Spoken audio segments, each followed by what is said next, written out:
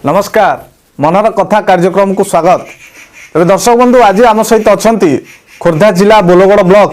गेड़ियापल्ली ग्राम पंचायत सरपंच श्रीयुत अर्जुन बेहेरा सहित खोलाखोली भाव में आलोचना करबा और मनर कथा जाना और ग्राम पंचायत कौन सब समस्या रही केते समाधान करिसेंती सरपंच से संबंध में तमाम आलोचना करबा। अर्जुन बाबू स्वागत करुच्चे। अर्जुन बाबू जिते पिला बेलू पाठ पढ़िले तापर राजनीतिक जीवन केमती कौन आरंभ है कहीं राजनीति प्रति मन बड़े देखंतु जे आमर परिवार हूँ मो बापा जड़े साधारण कृषक एवं तांकर वृत्ति रे जड़े हाड़भंगा चिकित्सक भाव में अंचल परिचित। आमे 3 भाई एवं 3 भौणी। बापा आमर तारी भितरे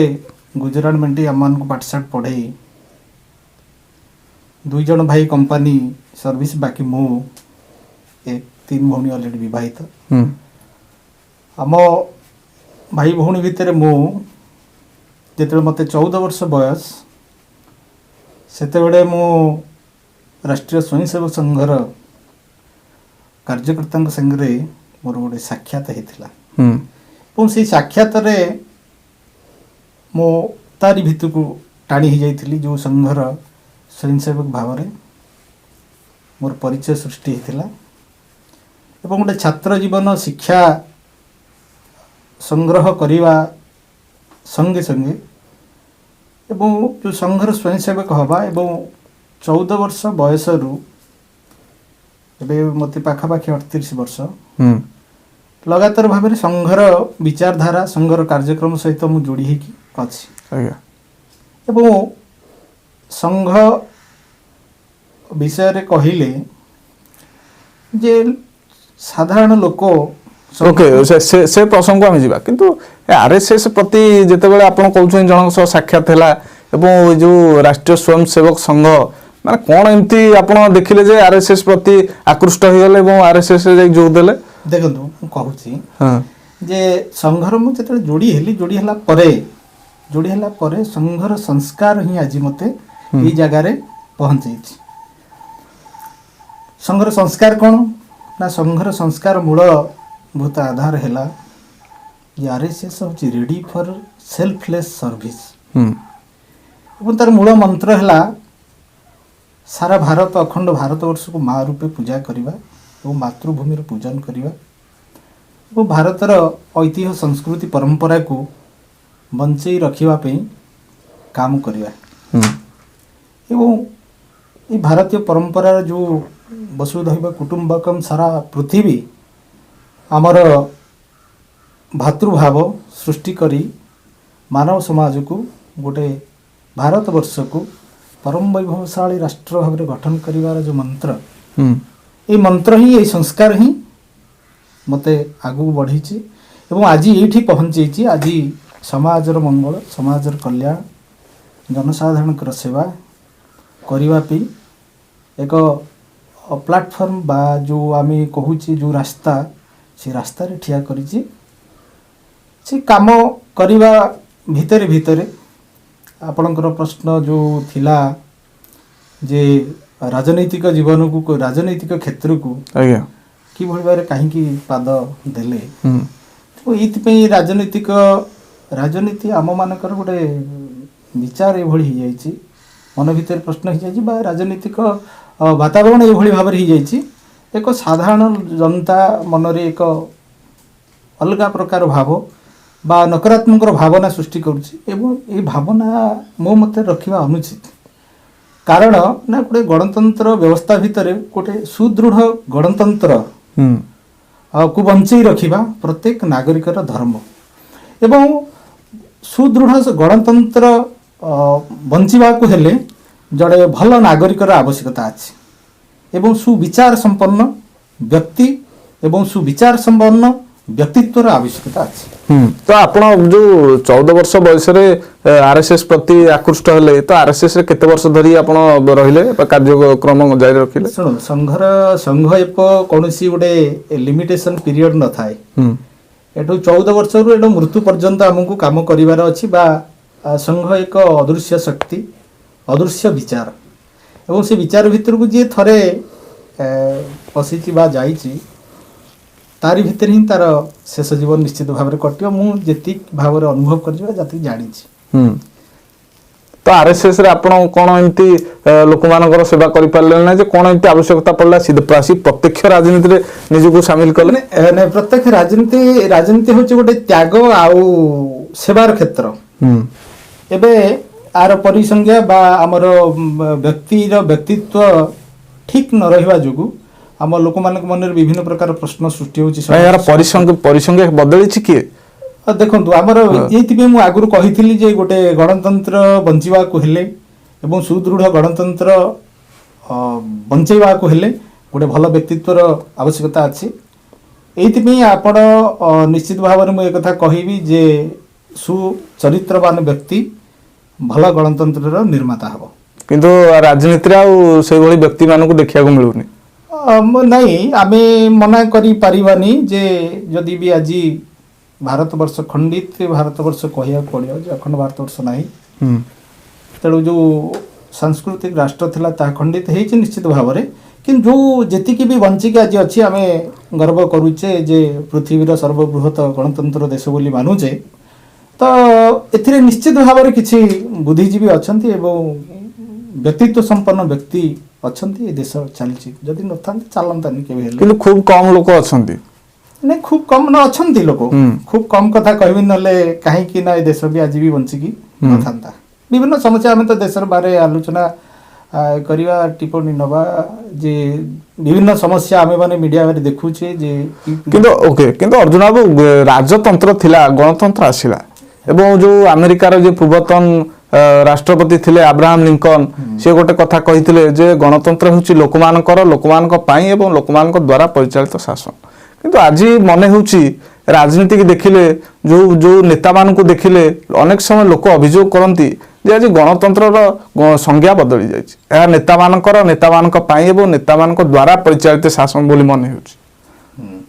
ଦେଖନ୍ତୁ, ଯେ ମୋର ବ୍ୟକ୍ତିଗତ ବିଚାର ବା ମୁଁ ଆଜି ଯେଉଁଠି ପହଞ୍ଚିଛି, ମୁଁ ନିଶ୍ଚିତ ଭାବରେ ନେତା ହବା ପାଇଁ ମୁଁ କେବେ କହିନି। ନେତା ସ୍ୱୟଂ ଜନତା ହିଁ ତାଙ୍କ ଆଡ଼ୁ ତିଆରି କରିଛନ୍ତି ମୋତେ ଏବଂ ମୁଁ ନିଶ୍ଚିତ ଭାବରେ କୃତଜ୍ଞତା ଜଣାଇବି ଏବଂ ପ୍ରଣାମ କରିବି ସେଇ ମୁଷ୍ଟିମେୟ ଯେଉଁ ବୁଦ୍ଧିଜୀବୀ ମାନେ ମୋ ଅଞ୍ଚଳର ମୋତେ ତିଆରି କରିବାରେ ଯେଉଁମାନଙ୍କର ଭୂମିକା ଅଛି ଏବଂ ନିଶ୍ଚିତ ଭାବରେ କୃତଜ୍ଞତା ଜଣାଇବି ସେଇମାନଙ୍କୁ। ଯେଉଁ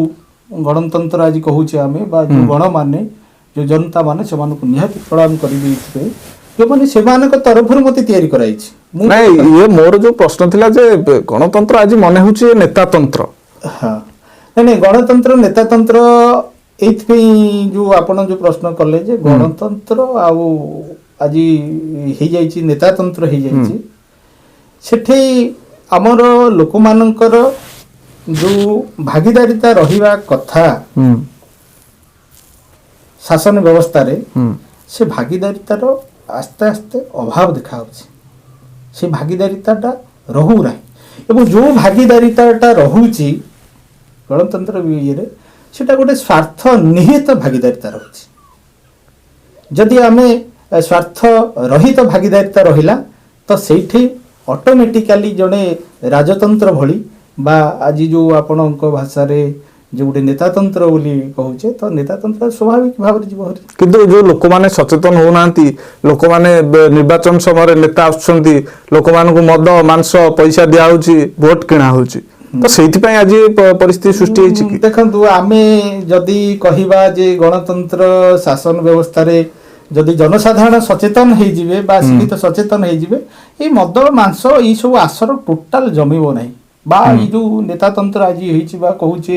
ଯେ ରାଜନୀତି ବା ଯେଉଁ ରାଜନେତା ମାନେ ନିର୍ବାଚନ ସମୟରେ ଆସନ୍ତି ଆଉ ପରବର୍ତ୍ତୀ ସମୟରେ ଆସନ୍ତି ନାହିଁ, ଏ କଥା ନା। ମୁଁ ନିଜକୁ ନିଜେ ଆଜି ବି ଭାବୁନି ଯେ ମୁଁ ଜଣେ ସରପଞ୍ଚ ବୋଲି। ମୁଁ ଆଗରୁ ଏମିତି କାମ କରୁଥିଲି। ଆପଣ ଯେଉଁ ଆରଏସଏସ ଥିଲେ କେବେ ଆସି ପ୍ରତ୍ୟକ୍ଷ ରାଜନୀତିରେ ଜଡ଼ିତ ହେଲେ ଏବଂ ସରପଞ୍ଚ ଭାବେ ନିର୍ବାଚିତ ହେଲେ? ଦେଖନ୍ତୁ, ମୁଁ ଏମିତି ଭାବରେ କହିପାରିବିନି ଯେ ମୁଁ କେବେ ଆ ଭିତରକୁ ପ୍ରବେଶ କଲି। ଇଏ ଏକ ମାନେ ଅକୁହା କଥା କହିଲେ ଚଳେ ଯେ ମୁଁ ବହୁତ ଦିନ ଧରି ଏମିତି କାମ କରି ଆସିଛି ଲୋକମାନଙ୍କର। ଏମିତି ସାଧାରଣ କି ମେଡ଼ିକାଲ ହଉ ବା କୌଣସି ଝାମଲା ଝାଟିରେ ସମାଧାନ କରିବାରେ ହଉ, କୌଣସି ଲୋକ ଭତ୍ତାଟିଏ ଚାଉଳଟିଏ ପାଉନି ତା ପାଇଁ ସଂଗ୍ରାମ କରିବାରେ ହଉ, କେଉଁ ଗାଣିଛ ମଠ ମନ୍ଦିରର ପରିଷ୍କାର ପରିଚ୍ଛନ୍ନତା ନିର୍ମାଣ ଏଇ ସବୁ କାର୍ଯ୍ୟକ୍ରମରେ ହଉ, ତେଣୁ ବିଭିନ୍ନ ସାମାଜିକ କ୍ଷେତ୍ରରେ କାମ କରୁ କରୁକା ଲୋକମାନଙ୍କର ଆସ୍ଥା ବିଶ୍ୱାସର ଭାଜନ ହୋଇ ନେତାମାନେ ହିଁ ମୋତେ ଏଠି ତିଆରି କରିକି ଆଣି ଠିଆ କରିଛନ୍ତି। ତେଣୁ ମୁଁ ଏଠି କେବେ କହିଲେ ତ ନେତା ମାନେ ଆପଣଙ୍କୁ କହିଲେ ଆପଣ ଯାଇ ନିର୍ବାଚନରେ ଭାଗ ନିଅନ୍ତୁ ଏବଂ ଲୋକମାନଙ୍କ ସେବା କରନ୍ତୁ। ନା ନାଇଁ, କୌଣସି ନେତା ମତେ କେବେ କହିନାହାନ୍ତି। ମତେ କେବେ ନେତା କହିନାହାନ୍ତି କି କୋଉ ନେତା କହିନାହାନ୍ତି ଯେ ତୁମେ ଯାଇକି ଏଠି ଠିଆ ହେକି ସେଠି ହେବ। ଏଠି ସ୍ୱତଃ କିଛି ବୁଝିଥିବି ଯୋଉମାନେ କି ମୁଷ୍ଟିମେୟ ଲୋକ ବ୍ୟକ୍ତି, ଯୋଉ ଏଇ ପଞ୍ଚାୟତର ହିତକାରୀ ମଙ୍ଗଳକାରୀ ବ୍ୟକ୍ତିମାନେ ହିଁ ଏହାକୁ ଆଜି ଜନତାଙ୍କ ପାଖରେ ଠିଆ କରିବା। କାହିଁକି ସେ କହିଲେ ଯେ ସେ ତ ଅର୍ଜୁନ ବାବୁ ଆଜି ଯୋଉ ନିର୍ବାଚନ ଲଢନ୍ତୁ, କାହିଁ ସେମାନେ କହିଲେ? ଗୋଟେ ଏଇ କଥାଟା ଗୋଟେ ସାଧାରଣ ଜନତାଙ୍କର ମନର ଭିତରେ ଏ କଥା ଲୁଚିକି ଅଛି ବା ଲୁଚିକି ଥିଲା। ତ ମୁଁ କହିବି ଆମର କର୍ମ ବା କର୍ତ୍ତବ୍ୟ ସମାଜ ପ୍ରତି ବା ସେଇପରି କିଛି ପରିଭାଷା ଲୋକମାନଙ୍କ ପାଖରେ ପହଞ୍ଚି ଥିଲା ଯୋଉଥିପାଇଁ ଆଜି ଚୟନ କଲେ। ଓକେ, ତ ଆପଣ ଏଇ ଯୋଉ ସରପଞ୍ଚ ଭାବେ ନିର୍ବାଚିତ ହେଲେ, ଏଇଥର ଆପଣ ସରପଞ୍ଚ ଭାବେ ନିର୍ବାଚିତ ହେଇଛନ୍ତି? ହଁ, ପ୍ରଥମ ଥର। ହଁ, ତ ଏପର୍ଯ୍ୟନ୍ତ ଲୋକମାନଙ୍କ ପାଇଁ କଣ ସବୁ କଲେଣି? ଦେଖନ୍ତୁ, ମୁଁ ଏ କଥା କହିବାକୁ ଗଲେ ଯେ ଗେଡ଼ିଆପଲ୍ଲୀ ପଞ୍ଚାୟତର ଅନେକ ସମସ୍ୟା ଥିଲା। ଯେତେବେଳେ ଏବେ ନୁହଁ, ମୁଁ ସରପଞ୍ଚ ହେଇଗଲି ଯେ ଏ କଥା ନାହିଁ, ତା ପୂର୍ବରୁ ଯେବେ ମୁଁ ଗାଁ ଦାଣ୍ଡରେ ଚାଲେ ତ ସବୁ ଗାଁରେ କିଛି ଗାଁ ଭିତର ଅପରିଷ୍କାର, ନଳକୂଅ ପ୍ଲାଟଫର୍ମଟି ଖଣ୍ଡିଆ, କୂଅ ପ୍ଲାଟଫର୍ମଟି ଖଣ୍ଡିଆ ଖାବରା ହେଇକି ପଡ଼ିଥିବ ଏବଂ କେଉଁ ଜାଗାରେ ଲୋକଙ୍କର ଡିମାଣ୍ଡ ଥିଲା ନଳ ଟ୍ୟୁବୱେଲଟିଏ ନାହିଁ, ପାଣି ଟୋପେ ପିଇବା ପାଣିର ଅଭାବ ଥିଲା। ଗାଁ ଆଲୋକୀକରଣ ବା ଯେଉଁ ଅନ୍ଧାରମୟ ସନ୍ଧ୍ୟା ସମୟରେ, ଆଉ ଯେଉଁଠିକି ଗେଡ଼ିଆପଲ୍ଲୀରୁ ଗୌନୂଆ ଗାଁର ପୁରା କଦର୍ଯ୍ୟ ରାସ୍ତା, ଦେଶ ସ୍ୱାଧୀନତାର 70 ବର୍ଷ ପରେ ସେଠି ଗୋଟେ ଭଲ ରାସ୍ତା, ଲୋକ ଯାତାୟାତ ସମୟରେ ଗାଡ଼ି କରନ୍ତି। ଯେତେବେଳେ ହାଇସ୍କୁଲ ଭିତରକୁ ମୁଁ ବି ଯାଇଥିଲି, ସେଠି ଆଜବେଷ୍ଟ ସେଣି ଓଇ ଖାଇକି ଓହଳି ପଡ଼ିଥିଲା। ଯେତେବେଳେ ଏମଇ ସ୍କୁଲ ଭିତରକୁ ମୁଁ ବି ଦିନେ ଯାଇକି ଦେଖିଥିଲି, ସେଠି ପିଲାମାନେ ହାତ ଧୋଇବାକୁ ଟିକେ ନଥିଲା, ଫ୍ୟାନ୍ଟିଏ ବି ନଥିଲା ଆଜିର ଯୁଗରେ। ତ ଯେତେବେଳେ ଗୋଟିଏ ମାଆଟିଏ ଗୋଟେ ଭଉଣୀଟିଏ ଗେଡ଼ିଆପଲ୍ଲୀ ବଜାର ଉପରେ ଠିଆ ହୁଏ ବସ୍ରେ କୁଆଡ଼େ ଯିବା ପାଇଁ, ସେତେବେଳେ ଗୋଟେ ଯାତ୍ରୀ ବିଶ୍ରାମଗାରଟିଏ ଖଣ୍ଡିତ ଅବସ୍ଥାରେ ମୂତ୍ରାଶୟ ମୂତ୍ରାଗାର ଅଳିଆ ଆବର୍ଜନା ହେଇକି ପଡ଼ିଥିଲା। ତେଣୁ ଏଭଳି ଅନେକ, ଏ ତ ଗୋଟେ ଆଦିବାସୀ ପଡ଼ା ମୋର ଅଛି ସାହସପୁର, ଯେଉଁ ଗାଁ ଗଲେ ବିଜୁଳି ବତିର କିଛି ଲୋକଙ୍କ ପାଖରେ ନଥିଲା, ପିଇବା ପାଣି ସବୁବେଳେ ସମସ୍ୟା। ଅନେକ ମିଡ଼ିଆ ବନ୍ଧୁମାନେ ଏଠି ହାଇଲାଇଟ୍ କରନ୍ତି, ଭଲ ରାସ୍ତାଟିଏ ମାଟି ରାସ୍ତାଟିଏ ବି ସେଠିକି ନଥିଲା, ଯେଉଁଠି ଚାଲିଛି। ତ ଏଠି ଗୋଟେ ପାଇକେରାପୁର ଗୋଟେ ଗାଁ ଯେଉଁଠିକି ଡଗର ହେଇକି ଥିଲା, ଚାରିପଟ ପୁରା ଗଛ ଘେରା, ସେଠି ଗୋଟେ ଗାଁ ଅଛି ବୋଲି କି ଜାଣନ୍ତିନି। ତ ସେଠି ଗୋଟେ କମ୍ୟୁନିଟି ସେଣ୍ଟର, ମାନେ ଯୋଉଟା କି କୋଠ ଘର, ସେଠି ଖଣ୍ଡିତ ଅବସ୍ଥାରେ।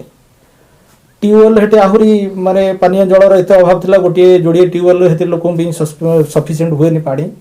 ତ ସେ ଗାଁରେ ଗୋଟେ ଲୋକଙ୍କର ଡିମାଣ୍ଡ ଥିଲା ଯେ ଗୋଟେ ପୋଖରୀଟିଏ ହଉ,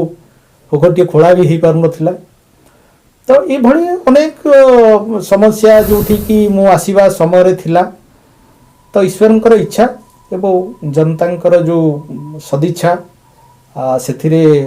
ନିଶ୍ଚିତ ଭାବରେ ମୁଁ କହିବି ଯେ ଆମେ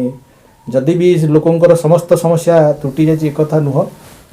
ତ ସମସ୍ୟା ନିଶ୍ଚିତ ଭାବରେ 70% ବା 70% ସମସ୍ୟା ଦୂର ହେଇଛି। ଆଉ କ'ଣ ଆଉ 30% କ'ଣ ଆଉ ରହିଯାଇଛି? ଦେଖନ୍ତୁ, ଆମେ ତ ସମସ୍ୟା ଅନେକ କଥା, କାହିଁକି ଆମେ ସେତିକି ବେଳେ ଆଚିଭମେଣ୍ଟ କରିବା ଯେତେବେଳେ 100% ସମସ୍ୟା ଲୋକଙ୍କର ଦୂରୀଭୂତ ହେଲା, ତାପରେ ଆମେ ଅଧିକ ଯାହା କଲେ ଆମେ ଆଗେଇଛେ ବୋଲି ନିଶ୍ଚିତ ଭାବରେ କହିବା। ସମସ୍ୟା ଆହୁରି ଅନେକ ସମସ୍ୟା ଅଛି ଯେ ଆମେ ଯେତେବେଳେ ଗୋଟିଏ ବାସଗୃହ, 3ଟି ମୌଳିକ ଜିନିଷ ଲୋକର ଆବଶ୍ୟକତା ଅଛି, ଯେ ଗୋଟେ ଲୋକର ଠିକରେ ଆଜିର ଯୁଗରେ, ଗୋଟେ ବିଜ୍ଞାନ ଯୁଗରେ, ଗୋଟେ ଯାନ୍ତ୍ରିକ ଯୁଗରେ, ଆଉ 2020 ମସିହାରେ ଯେତେବେଳେ ଗୋଟେ ଲୋକ ଘରେ ବିଜୁଳି ବତିଟିଏ ନାହିଁ, ତେଣୁ ଏଭଳି କୌଣସି ଘର ନାହିଁ ଯୋଉଠି ଗେଡ଼ିଆପଲ୍ଲୀ ପଞ୍ଚାୟତରେ ବିଜୁଳି ବତି ନାହିଁ। ବିଜୁଳି ବତି 100% ହେଇଛି। ପାନୀୟ ଜଳ ଗୋଟେ 100% କହିଲେ ଚଳେ। ଏମିତି କୌଣସି ଘର ଯେ ଆମେ ଯଦି ସେ ଭୁବନେଶ୍ୱର ଟାଉନ କଥା କହିବା ଏକଥା ନୁହଁ। ତେଣୁ ଆମେ ସାଧାରଣତଃ ଭାବରେ ଯେଉଁ ସେତେବେଳେ ଗୋଟିଏ କୁହ ଗାଁରେ ଥାଏ, ଲୋକମାନେ ସବୁ ମୁଣ୍ଡେଇକି ନେଇକି ପାଡ଼ି ଯାଆନ୍ତି, ସେ ଅବସ୍ଥା ନାହିଁ। ସେ ଅବସ୍ଥା ନିଶ୍ଚିତ ଭାବରେ ସୁଧୁରିଛି। ଏବଂ ଏମିତି କୌଣସି ପୁଷ୍କରଣୀ ପୋଖରୀ ନାହିଁ ଯେଉଁ ପୋଖରୀରେ ଗୋଟେ ପାହାଚଟିଏ ନାହିଁ। କିଛି ଆମକୁ ପ୍ରବଜାଲ ହେଇକି ଅଛି ଯୋଉଟାକି କାମ ହବା ପାଇଁ, କିଛି କାମ ବି ସରିଗଲାଣି। जोटिके माटीए भौंटी गाधे गला बेलू गाधुआ तुटरे पाहाचटीए न थाए ये जिनस ना गोटे पानीय जल आज शिक्षा व्यवस्थार जो भित्तिभूमि शिक्षा क्षेत्र में स्कूल रे पिला पाठ पढ़ी गला बेलू पीवाई पानी बंदे हाथ धोया पानी टिके माने पास टिके जीवाई लाट्रिन टे यूरिनाल टे ये समस्या आज ना समस्या निश्चित भाव में परिवर्तन होइछि। तो आउ जो लोक मानकर जहाँ मुख्य समस्या जे सरकार योजना आसी लोक मान पाखे पहुँचू जे भंगा कुड़िया रोचे सी आशा करुच्ची जे मु केमती गोटे इंदिरावास टी पाइबी सरकार योजना आसी मो पाखे पहुँचू राशन कार्ड टी आसी पहुँचू फल मु चाउल पाइबी तो ये सब देखो मु एक कथा कहबी आज खाद्य सुरक्षा योजना रे आज निश्चित खाद्य जो जोगे देवार सरकार जो योजना तेणु सरकारी योजना सफल रूपायन करिवारे केबे हेले मु पछमुचा दिन माने 100% कहले मु मोर प्रशासन संगे जो कसरत करिवा कथा ताहा करि चलीछि एवं एबे बोधे मते 8-10 जण खंडे बोधे कार्ड अप्लाई करछिंती लास्ट आवर रे जी 8-10 टी कार्ड बोधे हे गले गेडियापल्ली पंचायत रे मते की कहबेनी मोर खाद्य सुरक्षा किंतु आपण हां किंतु आमे आपन को पंचायत रु जहा खबर नेचु किछि लोक अछंती जो माने कि इंदिरा आवास पाई पारु नाहंती देखंतु देखंतु एबे आम मानकर आशा आकांक्षा एभଳି भाବରେ बढ़ी जाइछि ये जणे गोटे उदाहरण दउछि मु ताका ना भी कहबिनी जेहेतु ए अंचल लोक अछि से कहिले तांकर बापांग बौना रे जो घर जाइथिला तांकर बड़ भाई ताकू दखल करछुंती बा सेठी रहउछुंती एवं तांकर बड़ भाई को नारे गोटे घर गला जो घर को तांकर सान भाई उपभोग करछुंती मां मरी गलेनी किंतु सान भाई एबे आम पाखे प्रस्ताव रखुछुंती जे आमको गोटे घर दियो से क्षेत्र आपनकर प्रश्न ठीक जे एभली किछि लोक अछंती गेडियापल्ली पंचायत रे नहीं किंतु जो माने प्रकृत अबार योग्य हिताधिकारी हां पाइबा आवश्यकता रही सेमानकर माने गोटे जहाले भी देखंतु आमे जे सरपंच हेई गले जे आमे जहा मन ताहा कर दबा एकता तो नुके बेले तेनु सरकार गोटे प्रावधान अछि एवं बा सरकार नियम कानून अछि एवं ताकू सेही आधार रे हमकु जिबाक पड़ियो 2011 बेस लाइन के आधार करिके सरकार घर जोगी आसिले एवं एबे कौन हला ना आम पंचायत कथा कहबो अलगा पंचायत रे अलगा अलगा कथा अछि आम पंचायत रे किछि लोक आदिवासी लोक जुठी अछंती जो मानकर आदिवासी रे से माने गणना हले तांकर लिस्ट हिची जे आदिवासी बोली किंतु तांकर वास्तव प्रमाण पत्र तांक पाखरे नाही सरकार त्रुटि पे हो बा तांकर तालिका रे त्रुटि पे हो सी तांक सरकार आदिवासी भीतर जाई पारु ना जो सर तो सेही कैटेगरी गला हरी कोथरे ना जनरल तो सहर कहले से माने एसटी रे जाउछन तो सेही माने जो माने बंची गले सेही माने कोना एबे आमे गोटे प्रयास आमे माने ब्लॉक प्रशासन जिला प्रशासन संगे आलोचना करी कि आमे कलु जे तांकर बापहरे जदि तांकर बापहर परिचय अनुसार से माने सहर बा एसटी रे जाउछन त तां घर पाई जे तो एबे हमर प्राय कवर हेसिंदी बाकी आउ किछि लोक अछंती जो माने कोन करंती ना से मानु को ऑलरेडी सरकार लीज देसिंती एवं लीज जाका पड़िया पड़िछि से माने किंतु घर करसिंती गोचर रे से मानु को घर आसिला से मानक पाखरे आमे जे कि पहुंचिलु घर करिया कथा से कहले जे आमे गोचर रे ही घर करियो किंतु सरकार को नियम नाही जे आमे गोचर घर करैबा एवं करैले भी खाली विभिन्न समस्या आबार समाधान माने समाधान करि होबो नाही आज्ञा तेणु से मानकर जागा लीज पाइला परे मध्य से माने गोचर रे घर करिवे एवं कहे हम गोचर रे ही घर करिवु ए कथा तो केबे हबोनी गोचर रे घर करिवा ये भी किछि लोक जोठी के घर पाइबा निजु को निजे ही बाधता पड़ी गले निजे दायी एथि आपण निजे दायी हेले हां निजे दायी हेले सेते आमे कोन भूमिका अछि आमे कोन करि परिबु एवं आउ किछि लोक अछंती जो मानकर जोडे 2011 बेस लाइन रे ना नाही से मानक पे एबे नुवा प्रधानमंत्री आवास योजना रे आवेदन करा हितला तेणु सरकार कोन नियति निष्पत्ति ऊपर लेवल रे हेला जो मानको तालिका को से माने स्थगित रखिले एवं पुणी आवेदन करिया कहले पुणी किछि लोक आवेदन करछन से तालिका एबे जांच रो परिसरभुक्त हे नै से हेला परे से कवर हबो ई आशा हम रखि तो आपण को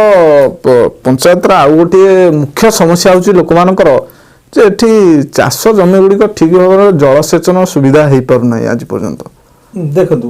ଆମର ଯେତେବେଳେ ଲିଫ୍ଟ ଇରିଗେସନ ଡିପାର୍ଟମେଣ୍ଟ ସାଙ୍ଗରେ ମୁଁ ବି ଯେତେବେଳେ ସରପଞ୍ଚ ହେଲା ପରେ ଏବଂ ସରପଞ୍ଚ ପୂର୍ବରୁ ମଧ୍ୟ ବହୁତ କୃଷକ ଭାଇମାନଙ୍କ ସାଙ୍ଗରେ ମୁଁ ଆଲୋଚନା କରିଛି ଯେ ଆମର ଯେଉଁ କ୍ଲଷ୍ଟର ସ୍ତରୀୟ ବୋରୱେଲ୍ କରିବା ପାଇଁ 3-4 ଜଣ ଗୋଟେ ମିଶିକି ଗୋଟିଏ ଟିମ୍ କରିକି ବୋରୱେଲ୍ କରିବା ପାଇଁ ଅବଶ୍ୟ ଗୋଟିଏ ଯୋଡ଼ିଏ 3ଟି ଖଣ୍ଡେ ସକ୍ସେସ୍ ହେଇଛି, ବୋଧେ 7-8ଟା ବୋର୍ ହେଇଛି ଏବଂ ସେଥିରେ କିଛି ଚାଷୀ ମଧ୍ୟ ଉପକୃତ ହେଉଛନ୍ତି। କିନ୍ତୁ ଆଉ କିଛି କିଛି ଯେ ହଁ କ'ଣ ପାଇଁ ଆମେ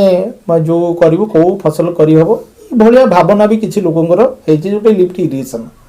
କିନ୍ତୁ ଆମେ ଜଳସେଚନ କଥା କହିଲେ ଯୋଉଟା କି ବଡ଼ ପ୍ରୋଜେକ୍ଟ ଆମେ ତ ବୋଲଗଡ଼ ବେଗୁନିଆ କଥା ଯଦି କହିବା ବୋଲଗଡ଼ ଅଞ୍ଚଳ ସାଧାରଣତଃ ଭାବରେ ଆମେ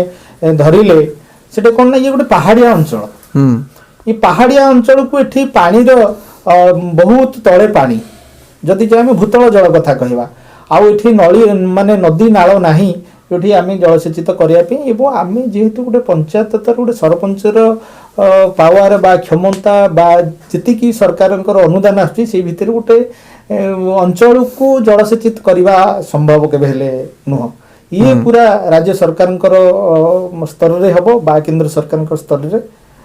ଯଦି ଉଦ୍ୟମ ହବ ତାହେଲେ ଏଇ ଅଞ୍ଚଳକୁ ଜଳସେଚିତ ହେଇପାରିବ।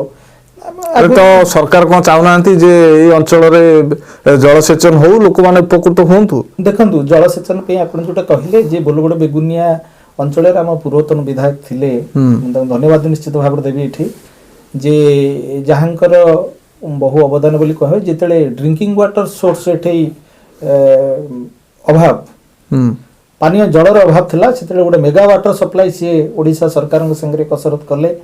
ଯୋଉଠି ଭିଡ଼ିବା ଟାବା ଟାଣିକି ଆଣିକି ଆଜି ଏଠି ସେ ପ୍ରୋଜେକ୍ଟ ଏବେ ପ୍ରକଳ୍ପ ଚାଲିଛି ପାନୀୟ ଜଳ। ତ ଆମେ ମାନେ ତଳସ୍ତରର ଯୋଡ଼େ କାର୍ଯ୍ୟକର୍ତ୍ତା ହିସାବରେ ବା ଆଜି ଯେଉଁ ଗଣତାନ୍ତ୍ରିକ ବ୍ୟବସ୍ଥାରେ ଆମେ ତଳସ୍ତରରେ କାମ କରୁଛୁ, ନିଶ୍ଚିତ ଭାବରେ ଆମର ପ୍ରୟାସ ରହିବ ଯେ ଆମ ଅଞ୍ଚଳକୁ ଆମର ଆମେ ବ୍ୟବସ୍ଥା ଭିତରେ ଆଜି ଅଛୁ କାଲି ନଥାଇପାରୁ, ନିଶ୍ଚିତ ଭାବରେ ସଂଗ୍ରାମ ରହିବ ଏ ଅଞ୍ଚଳରେ କୃଷକମାନଙ୍କ ପାଇଁ ଯେଉଁ ପାନୀୟ ଜଳ ସେଚିତ ଜଳ ସେଚିତ କରିବା ପାଇଁ ସଂଗ୍ରାମ ନିଶ୍ଚିତ ଭାବରେ ରହିବ।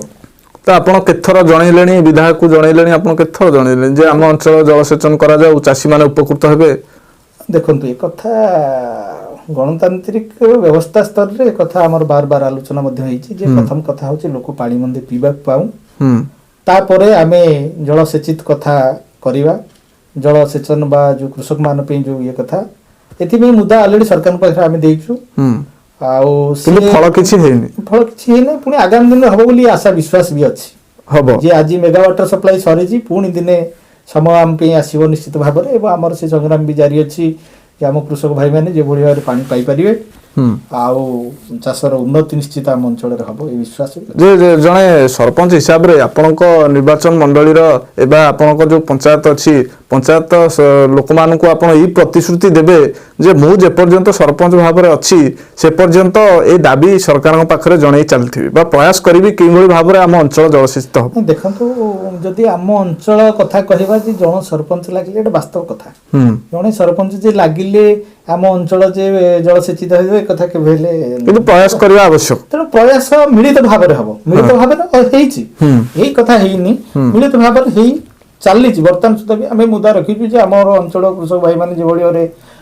ବା ଜଳସେଚିତ ହେଇପାରିବ ଆମ ଅଞ୍ଚଳ ବା ପାଣି ପାଇପାରିବେ ଚାଷ ପାଇଁ, ଏଥିପାଇଁ ଆମର ପ୍ରୟାସ ମିଳିତ ଭାବରେ ସମସ୍ତ ପିଆରଆଇ ମେମ୍ବର ଯେଉଁ ବୋଲଗଡ଼ ବେଗୁନିଆ ଆମ ନିର୍ବାଚନ ମଣ୍ଡଳୀ ତରଫ ଏବଂ ବିଧାୟକଙ୍କୁ ମଧ୍ୟ ଆମେ ଏଇ ମୁଦ୍ଦା ଦେଇଛୁ ଯେ ଆମ ଅଞ୍ଚଳ କିଭଳି ଭାବରେ ସରକାରଙ୍କ ପାଖରେ ଆମର ମୁଦ୍ଦା ରହୁ, ବିଧାନସଭାରେ ଏ କଥା ଉଠୁ ଯେ ବେଗୁନିଆ ଯେହେତୁ ପାହାଡ଼ିଆ ଅଞ୍ଚଳ ବୋଲଗଡ଼ ବେଗୁନିଆ, ତେଣୁ ଏଇ ଅଞ୍ଚଳ କୃଷକ ଭାଇମାନେ ସବୁବେଳେ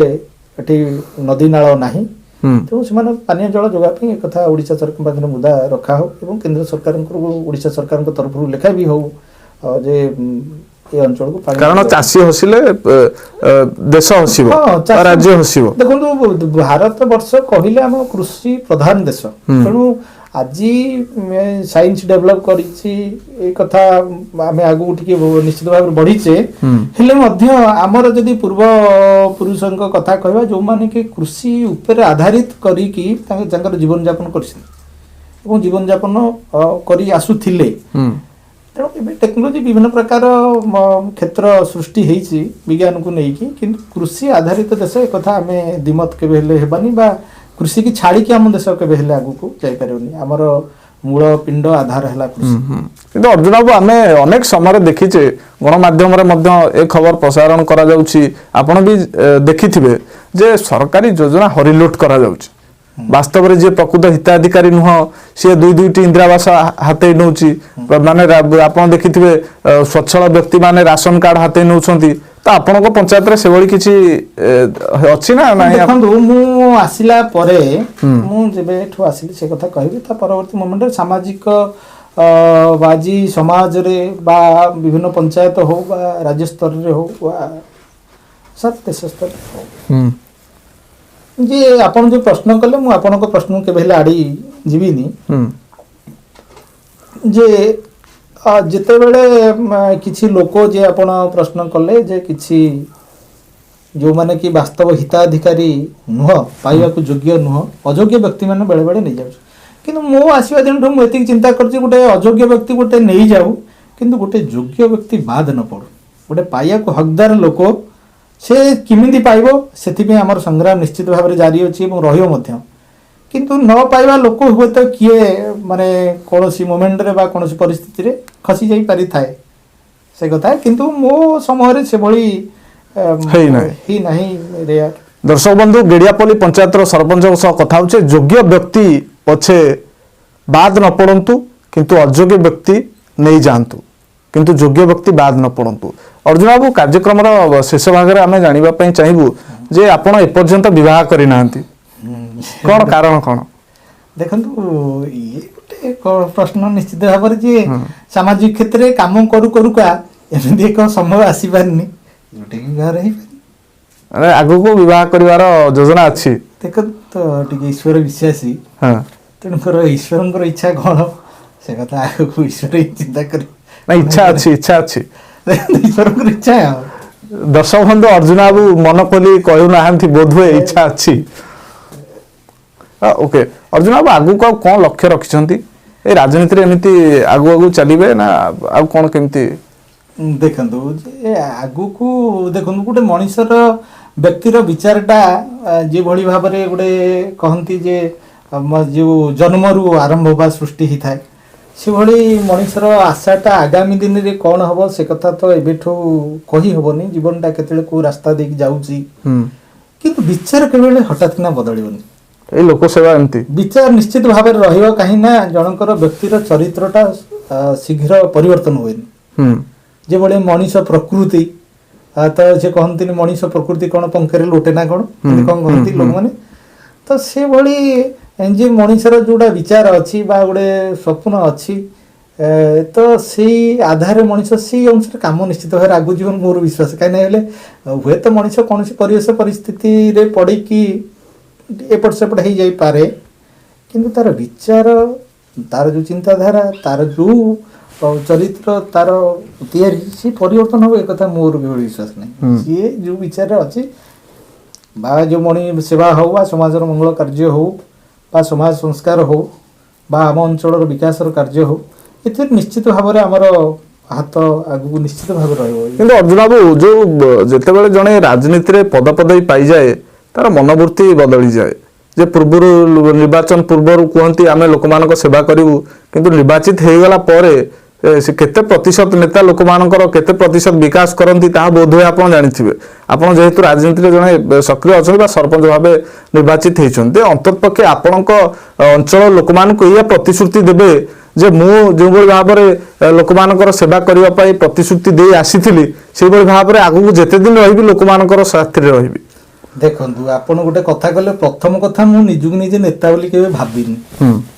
ମୁଁ ନିଜକୁ ଆଜି ପର୍ଯ୍ୟନ୍ତ ଏବେ ମୋ ମନ ଭିତରେ ଏଇ ଭାବନା ସୃଷ୍ଟି ହେଇନି ଯେ ମୁଁ ନିଜକୁ ନିଜେ ମୁଁ ଯିଏ ଭାବି ପାରୁନି ଯେ ମୁଁ ଜଣେ ସରପଞ୍ଚ ବୋଲି ଲୋକ କହୁଛନ୍ତି ସରପଞ୍ଚ କିନ୍ତୁ ମୁଁ ଭାବୁନି ମୁଁ ଆଗରୁ ଏମିତି ଗାଁରେ ବୁଲୁଥିଲି ଏମିତି କାମ କରୁଥିଲି ମତେ ଲାଗୁଛି ଆଜି ବି ମୁଁ ସେମିତି କାମ କରୁଛି କେବଳ ଗୋଟେ ନେତା କିନ୍ତୁ ଲୋକଙ୍କୁ କିଛି ପ୍ରତିଶ୍ରୁତି ଦିଆହେଇଥିଲା ମୁଁ ଆଜିକା ମୁଁ ନିଶ୍ଚିତ ଭାବରେ କହିବି ଏ କଥା ଏବଂ କହିବାକୁ ବାଧ୍ୟ ହେବି ଆପଣଙ୍କ ପ୍ରଶ୍ନ ପାଇଁ ଯେ ଲୋକଙ୍କୁ ଯାହା ଯାହା ମୁଦା ଦିଆହେଇଥିଲା ଯାହା ଯାହା ଏଜେଣ୍ଡା ଲୋକମାନଙ୍କର ଆମମାନଙ୍କ ପାଖରେ ଥିଲା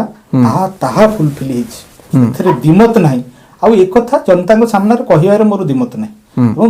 ଜନତାଙ୍କ ସାମ୍ନାରେ କହିବା ପାଇଁ ମୋର ଇଏ ଅଛି ତ କାର୍ଯ୍ୟକ୍ରମ ଶେଷରେ ଆପଣ ଆପଣଙ୍କ ପଞ୍ଚାୟତବାସୀଙ୍କୁ କ'ଣ କହିବେ ଆଉ ବାର୍ତ୍ତା କ'ଣ ଦେବେ? ଦେଖନ୍ତୁ ପଞ୍ଚାୟତବାସୀଙ୍କୁ ଏଇ ବାର୍ତ୍ତା ମୁଁ ଦେବି ଯେ ଜଗତର ତ କଲ୍ୟାଣ ହଉ ନିଶ୍ଚିତ ଭାବରେ। ତେଣୁ ସରକାରୀ ଯୋଜନାରେ ଏବଂ ଗୋଟେ ସଶକ୍ତ ଗଣତନ୍ତ୍ର ବଞ୍ଚିବାରେ ସାଧାରଣ ଜନତାଙ୍କର ଭାଗିଦାରିତା ରହୁ ଏବଂ ଠିକ୍ ଭୁଲ ବିଚାର କରିବା, ଏ ବିଚାର ରହୁ କେଉଁଟା ଠିକ୍ କେଉଁଟା ଭୁଲ, ଏବଂ ଯାହା ଆମ ଗାଁର ଆମ ପଡ଼ାର କିଭଳି ଭାବରେ ମଙ୍ଗଳ ହେବ ଏବଂ ଯାହା ଯାହା ସରକାରୀ ଯୋଜନା ଏବଂ ସରକାରୀ ଅର୍ଥର ସୁବିନିଯୋଗ ଏଥିରେ ସହଭାଗିତା ରହୁ, ଏହା ହିଁ ମୋର କାମନା ମୋ ପଞ୍ଚାୟତବାସୀଙ୍କ ପାଖରେ।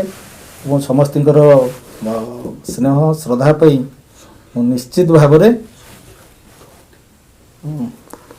ସେ ସରଳ ସଙ୍ଗୀତ ଗୀତ ଓକେ। ବହୁତ ବହୁତ ଧନ୍ୟବାଦ ଅର୍ଜୁନ ବାବୁ ଆମ ସହିତ ଆସି କାର୍ଯ୍ୟକ୍ରମରେ ସାମିଲ ହୋଇଥିବାରୁ। ତେବେ ଦର୍ଶକ ବନ୍ଧୁ ଇଏ ଥିଲେ